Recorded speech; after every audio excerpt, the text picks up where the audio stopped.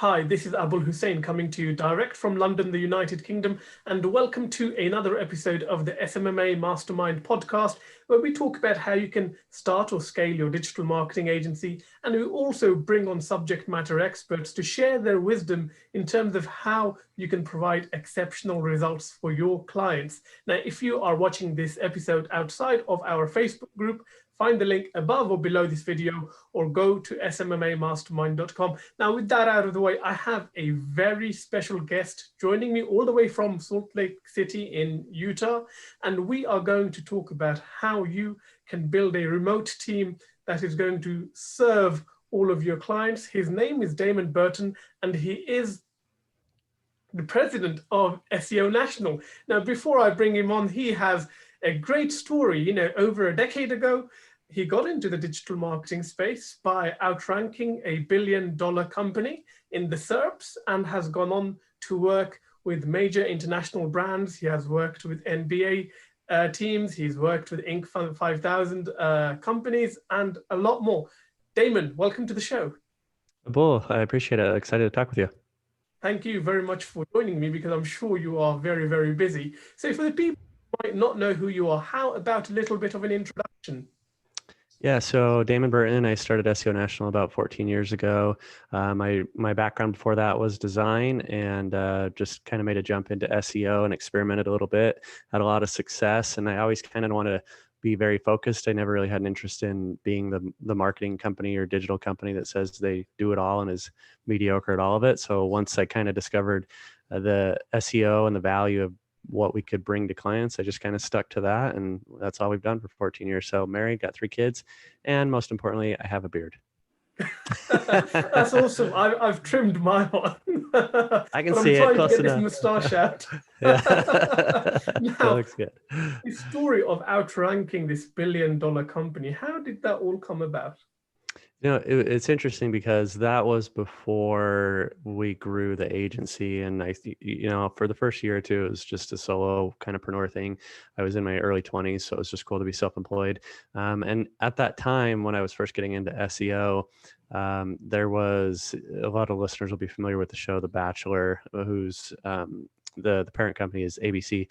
And so what had happened is one night my wife said, "Hey babe, it's the finale of The Bachelor. You got to come watch it." And so I said, "Okay, I'll come sit with you."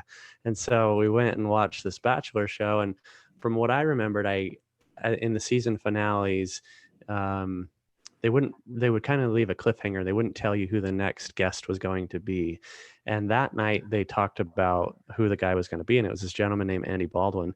And so I thought that was interesting. And so the marketing side of me started thinking, and I said, well, if I don't really watch this show and I'm curious about who this guy is already, I'm sure there's a million other people that are curious. So that night I went over to, at the time my office was in the other room. And so I just was searching up this gentleman, and I couldn't really find a lot of information about him. And knowing that other people were going to be hunting him down soon, that night I spent like 90 minutes is all. And I made this website about Andy Baldwin. And within days, it was getting thousands and thousands of hits. And so then, of course, I put AdSense on there. And at the time, it was when AdSense was in its kind of glory days where you could just do whatever you wanted. And so I outranked ABC's own Bachelor site. And so that was just this huge, it was a really fun experiment, but it kind of further emphasize the value in SEO as I was considering focusing on SEO. So that's one of the fun stories I always enjoy revisiting. No, that's great. And I think it also kind of gives a bit of a demonstration in terms of how SEO has changed over the last decade, because I used to be an SEO manager until Google Panda kicked my arse. Yeah. Paid marketing, right? So, but you have stuck it out. You have done it for 14 years. So how has the industry changed, in your opinion, over the last 14 years? Not that much. A lot of people will disagree with me, but I think that's why I've been able to succeed for so long in the SEO world, is because I don't get caught up in the new shiny objects. And even you mentioning Panda, so for the listeners that aren't familiar with that, in 2011 and 2012, there was 2 big algorithm updates that came out. I won't bore you with the technicalities of them, but they really had this big impact on the SEO industry. And it was actually positive for me because I was always kind of paranoid about doing things too too shady, too black hat, even too gray hat. And so what had happened is when a lot of these businesses got penalized and their websites went down, then of course the SEO companies got fired, or my business actually grew because we didn't have any clients get penalized. And then all these other business owners that did get penalized, their previous provider didn't know how to help them. And so they came and said, hey, we got penalized. We don't know what to do. And so before those algorithms started coming out, probably about 2 years before those big ones, I started thinking, well, if I can identify these patterns, Google is infinitely smarter than I am. And so they for sure can identify these. And I think it's only a matter of time before something crazy happens. And so we started changing our processes. And I was super grateful that we did that, because when those penalties hit, we never had anybody impacted. And we've still never had anybody hit by a penalty 14 years later. So I think that by sticking to the basics, if you think, a good example is, some people ask me, what do I think about, voice search? And what you got to understand is that SEOs and webmasters aren't recording voice drops for Google to tap into, but what's happening is Google is looking for the website that is the most trusted based on whatever the question was, and which site it can access the quickest, because it has to return that response in voice. And so if you break those down, all that is really good standard SEO, quick loading website with good content. And so that's how everything, at least everything that I've experienced so far, whether it was when mobile became a big thing in 2016, same thing, quick loading website with good mobile design, but it's still good design. So anytime there's been this big shiny object that comes along, I don't look at it as this crazy thing we have to reinvent. Instead, I go, okay, what are the basics that are applicable to this? And let's just make sure we're already doing those things. So you've never been tempted to try some of these black hat tactics, using Nuke or these other link No. tools out there at all? No, I mean, before the big algorithm changes, we certainly would do some of the link building tools, but even then I was really concerned about quality control. So when we used to use programs, we would use them to semi-automate. So we would only use it to find potential resources at scale, because that's nice. You can scale that part, but then we would manually review the results and decide which which sites we would choose to engage with. But when it was about, like I said, maybe a year or two before those algorithm updates, so probably 2009, 2010, we stopped using all those, and we haven't used any program since. So everything we do is completely manual. And I'm even considering niching down our agency even further.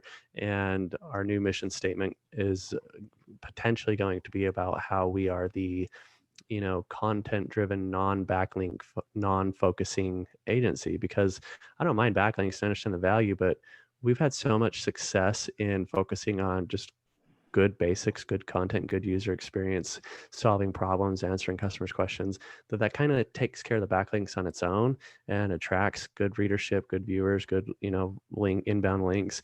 And for the last couple of years, we've focused the minority of our efforts on backlinks, and we're still having substantial success. So I'm thinking about just owning that territory and saying, hey, we're kind of the non-backlink SEO agency and seeing where that goes. That's a great USP, though. Yeah. Everyone else talks about backlinks. So I suppose in terms of industries that you work with, are there particular industries that you specialize in, or anyone who is a good fit? Yeah, it really depends on the client if I feel comfortable working with them. So we're fortunate that, we're not hurting for business, and if anything, we're up this year. And so I really focus on who I feel like obviously we can drive results for, because I don't want to just cash a check. I want to protect our reputation and protect the client's reputation and make sure we can drive positive return. But there are some, our clients are wildly dramatic, and that's because we've really documented our processes, and so we can apply those to any industry. And in fact, what I've kind of found is the opposite. When you run into these SEO companies that are super industry specific, I know there's a lot of good ones out there, but I see a lot of bad ones where it's, we are the lawyer only SEOs or the doctor only SEOs, and then they repurpose the same content over and over and over and over and over, because they just have a bunch of doctor content or a bunch of lawyer content, and then they end up not really making a lot of progress for their clients. So we've tried to avoid being industry specific and really more focusing on quality processes that we can apply to anybody. So we have some clients in tech, we have some clients in retail and e-commerce, we have some clients that are professional sports teams, we have international real estate clients, we have a lumber yard, we do have a couple attorneys. So it's wildly dramatic. Right. And 14 years ago, you were obviously this solopreneur with a vision to make things work. 14 Mhm. years down the line, what does your agency look like right now? So now we got a team of 20, and so the evolution of the company was, like you said, the first year or two was solopreneur, and then maybe years 3 or 4, I started to better realize the opportunity that I had and focused on documenting processes and formalizing the business. And then I had a couple VAs, and then I had probably around years 5, 6, or 7, I was listening to 𝗧𝗲𝗺𝗴𝗴 Revisited, and then 4 Hour Work Week. And I really took away from those books, I need to further document processes, because I had a lot of processes, but they weren't documented. Some were in my head, some were in a Mm. spreadsheet, some were wherever. And so after listening to 𝗧𝗲𝗺𝗴𝗴 Revisited, I really focused on documenting the processes. And then at the same time, I also finished 4 Hour Work Week. And so I said, well, why don't I have more team members? Why don't I scale this? And it was that perfect storm of listening to those at the right moment. There was a couple other things that were happening, um, was amazing, because then after that, I doubled our staff. And instead of pushing myself and the team to the breaking point of forcing ourselves to need some more people, I proactively started bringing them on, and then saying, okay, well, if you have downtime today, then let's do cross training, or you can, go learn some material on Udemy, still work, but work in the creative space and learn new things. And that's been really nice, because then as we scale and we get more clients, which documenting processes has helped a ton, then the team's ready. And so we can just bring them right in. With everything documented, I just push a couple buttons, kicks out the hundreds of tasks that go to each individual member. So yeah, we got a team of about 20. There's a handful of copywriters, designers, developers, data analysts, administrative assistants, a little bit of everybody. Right, that was going to be my next question in terms of, how many people do you have on the technical side, how many people are doing content, but you seem to have covered that. Now, the thought of an agency being totally remote would horrify a lot of agency owners. I mean, I know the pandemic has shifted the game slightly, and Mhm. people maybe reluctantly allowing more working from home and whatnot. What issues did you face when trying to build up an effectively functioning remote team? I never read, so my team's always been remote. And so I don't really have a huge hurdle that we had to conquer, but part of that is probably because of what we just talked about documenting processes, because your team is going to be as good or as bad as the documentation that they have to reference. So if I look back and I think about the parts where we had growing pains, it was probably when I was bottlenecking and delaying progress, but that was due to my inability to delegate something that was still under my responsibility. And it was still under my responsibility because either I liked that type of task, or I was a little more sensitive to the quality control. And so those higher value things are harder to give away, and those are the ones that you give away later. But every time that I reach one of those pain points, and I gotta bite my tongue and document the process so I can delegate it. And so we've never had any huge pain points. We've just kind of had probably delays in the ability to scale in a different area, and that was totally because of me. And Right. so I've really embraced documenting processes. And I think what a lot of listeners will, the part that they have a hard time about is sometimes your processes are very clear, right? You do step 1, step 2, step 3, you're done. But the Mhm. problem that a lot of listeners will probably admit to is that they feel like they're the best at something, which they might be.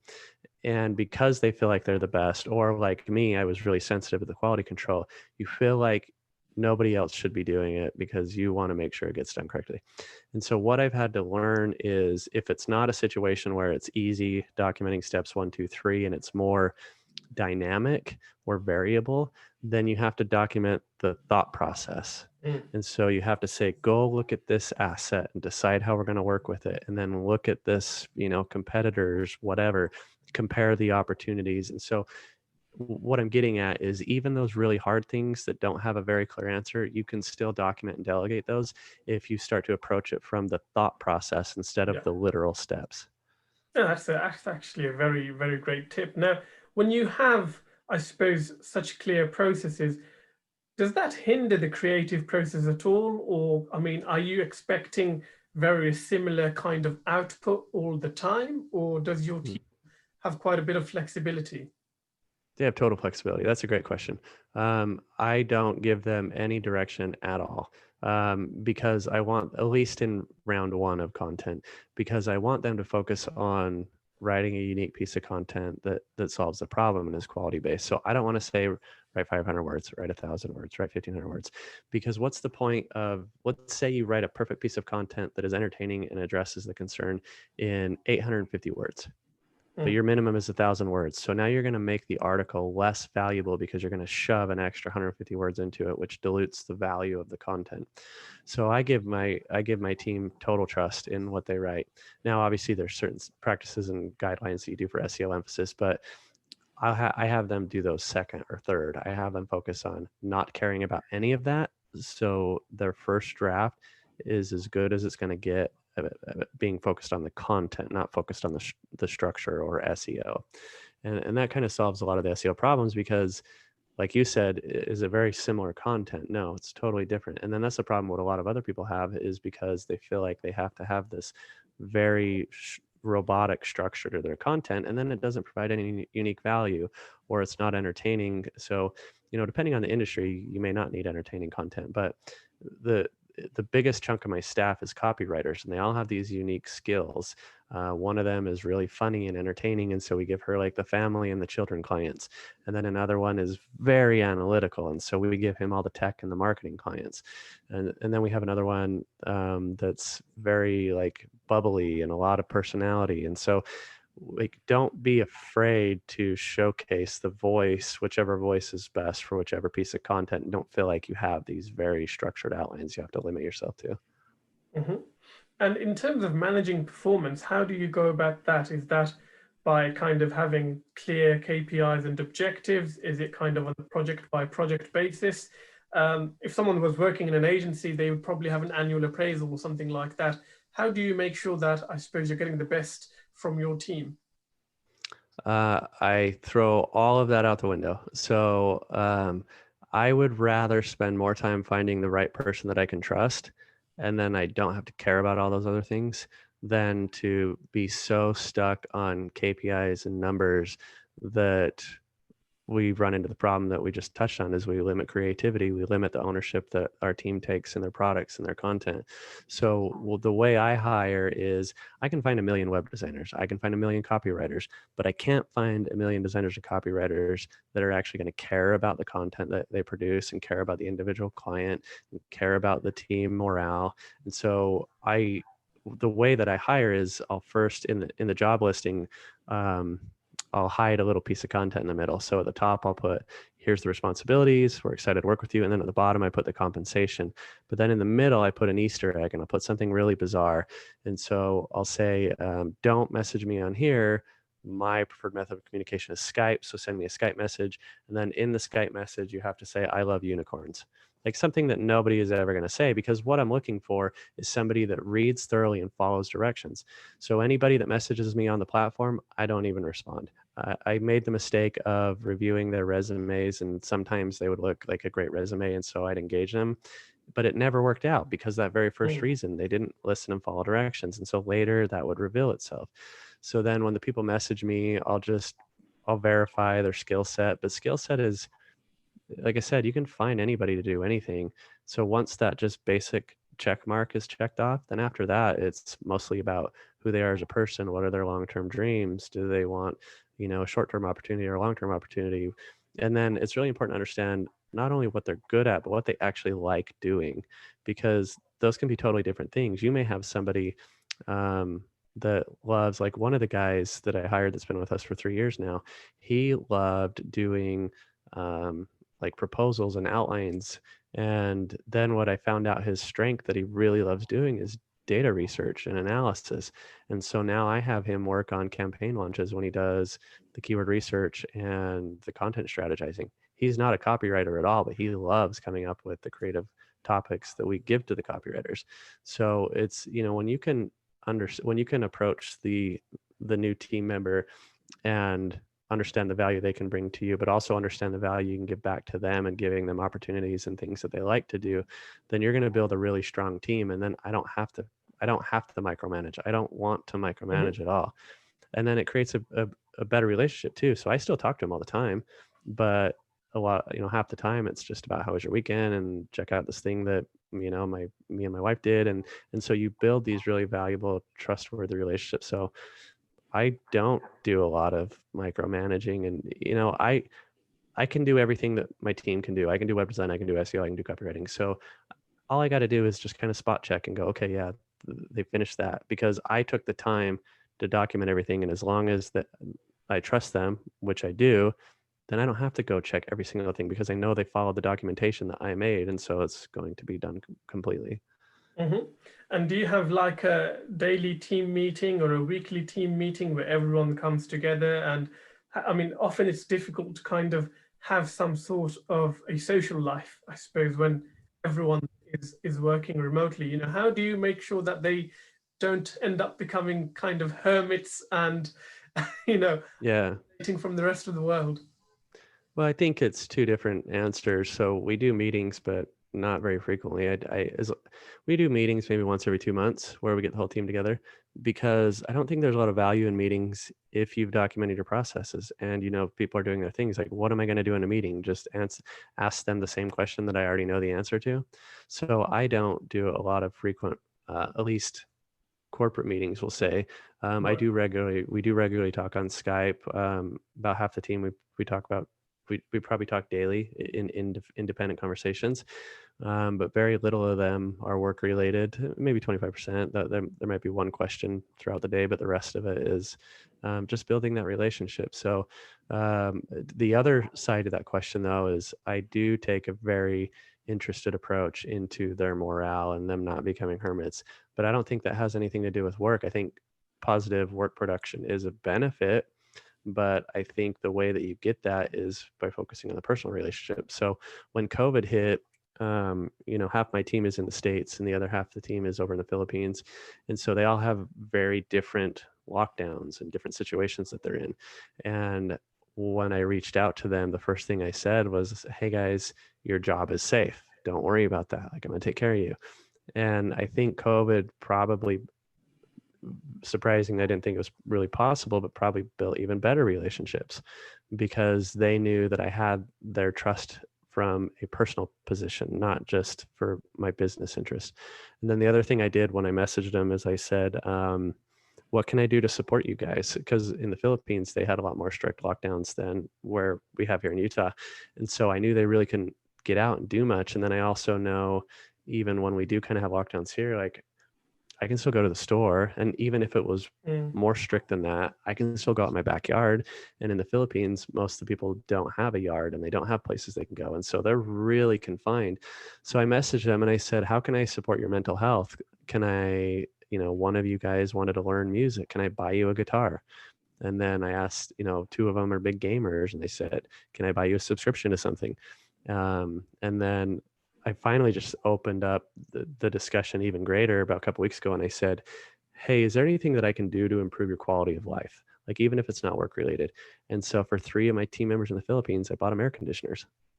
So it's just like I try to look at my team as friends, because to an extent they are, but I want them to know that I have a genuine, sincere interest in their personal well-being. Mm-hmm. And I mean, what you're saying is absolutely great, kind of, looking after your team. So having taken that approach, what does your staff retention look like? Are people kind of staying on for a couple of years? Do you need to regularly hire new staff? I have never had an employee quit in 14 years. So I've had to fire 2 or 3. Well, there was one that quit, but he was a good friend of mine. And the reason why I don't really kind of count it is because he wasn't looking for a job. He had a friend of his say, hey, this company has some questions about SEO, and I know that you work where you work at. Could you just give them some answers? And so he was helping them out. And then that random discussion kind of grew into an opportunity. And so he asked me, he said, what do you think? And so we talked about it. And I said, I think you should take the opportunity. And I've told my other team members that. I said, I've told them, I hope that I can provide the opportunities that you're looking for in life. But if there's something that I can't provide and there's a good opportunity, then just, I want you to know I'll support you. Don't feel bad.